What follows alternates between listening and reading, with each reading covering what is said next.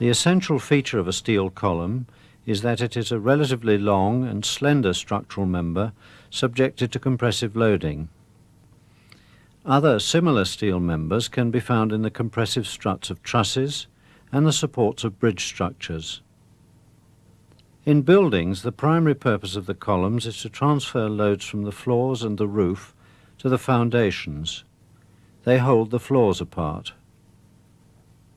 They also carry horizontal loading from wind and even from earthquakes. Their secondary function is to support the cladding covering the building so that the enclosed space is weatherproof and suitable for its intended purpose. In steel frame buildings, most columns are fabricated from rolled H-section members.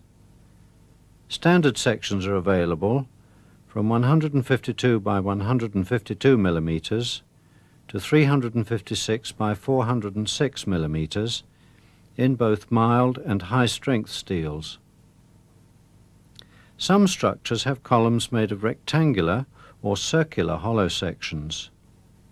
These tend to be more expensive and more difficult to connect, but can have advantages in structural efficiency. If the column is theoretically perfect, it will fail by buckling at the elastic critical load known as the Euler load. The Euler load is related to the column dimensions and material property as indicated by this equation. The limits of squash and Euler load provide an upper bound to the strength of a perfect column. The effect of imperfections and residual stresses reduces the true collapse load of the column below the upper bound.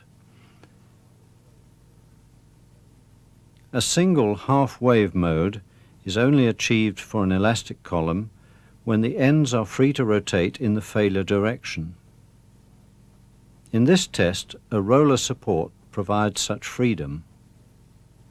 The resulting failure is a single half-wave. The effect can be more clearly seen on these slender columns.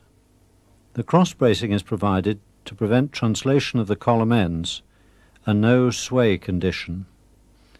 The ends of the columns are effectively pinned by using V-shaped grooves in the supporting members. For this end condition, the buckling half-wavelength is the same as the column length.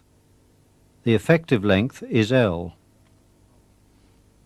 In reality, the connection of the column to the beam will have a finite stiffness and will provide some end fixity to the column. In the extreme, if the beam is much larger than the column may have a fixed or encastre end condition. This condition can be seen in this model, in which the column ends are built in. The lateral deflection is no longer a single half-wave, but has zero slope at the fixed ends. The effective column length will, in this case, be 1/2 the actual column length, and the column will fail at up to 4 times the collapse load if it fails elastically. The effective column length is used with the design curve to calculate ultimate capacity. The column section will behave exactly as if it were a simply supported section with a length equal to the effective length. A further possibility for the failure mode exists if the top of the column is allowed to move relative to the base. In the model, if the cross bracing is not present, the column tops can move relative to their bases. They fail in a side sway mode at a much lower load. The effective length can become greater than the true column length. This video shows a pin-ended column of low slenderness being tested in compression. This type of specimen is commonly referred to as a stocky column. The specimen is a rectangular hollow section made of structural steel. The length has been chosen such that the failure is dominated by the material strength. The loading diagram shows a purely axial compressive force evenly applied to both ends of the specimen.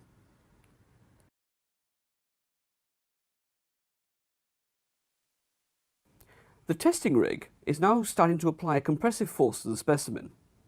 We can see the top end displacing and the column begins to deflect sideways as a result of the material damage, which can be seen at midspan on the concave side. Once this occurs, the column begins to lose its load carrying capacity. This particular phenomenon is not in the elastic but in the plastic range. Therefore, the failure is governed by the material rather than the geometry of the specimen. Turning the specimen to the side, you can see that the deformation has localized to the midspan of the specimen in a plastic hinge. The graph initially shows a linear relationship between force and displacement. In this range, no sideways displacement has taken place. However, once failure takes hold, the slope begins to reduce rapidly, and the point at which the curve becomes flat marks the failure load. This video shows a pin-ended column of intermediate slenderness being tested in compression. The loading diagram shows a purely axial compressive force evenly applied to both ends of the specimen.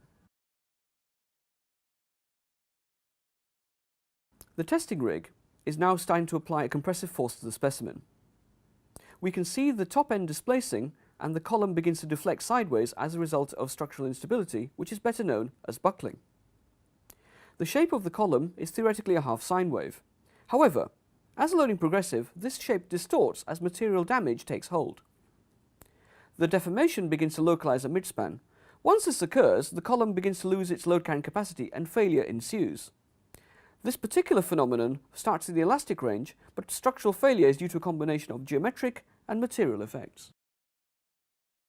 Turning the specimen to the side, you can see that the deformation has localized to the midspan of the specimen in a plastic hinge. At the beginning, the graph shows a linear relationship between force and displacement. In this range, no sideways displacement has occurred.